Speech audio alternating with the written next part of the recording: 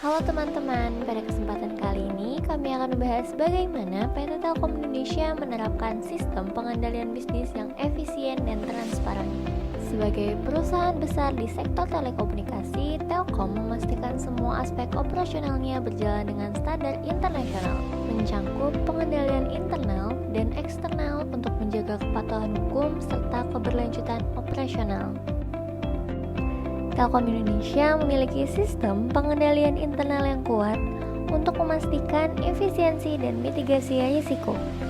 Beberapa langkahnya meliputi: yang pertama, sistem pengendalian internal atau SPI yang dirancang untuk mengelola risiko, pengendalian keuangan dan operasional. Yang kedua, audit internal dilakukan secara rutin untuk menilai kinerja dan mendeteksi potensi risiko. Yang ketiga, whistleblowing system atau WBS menyediakan saluran aman bagi karyawan untuk melaporkan pelanggaran.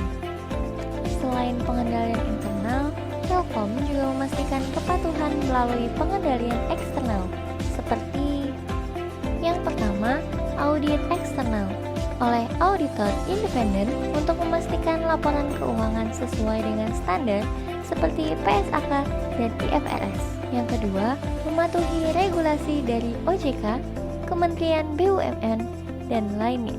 Yang ketiga, sertifikasi internasional seperti ISO 37001 untuk anti penyuapan, ISO 31000 untuk manajemen risiko, dan ISO 27001 untuk keamanan informasi. Lalu, untuk memastikan operasional yang optimal, Telkom mengimplementasikan yang pertama, pengawasan kinerja secara berkala. Yang kedua, validasi proses keuangan dan operasional. Yang ketiga, kontrol aset untuk memastikan penggunaan yang efisien dan perlindungan aset perusahaan.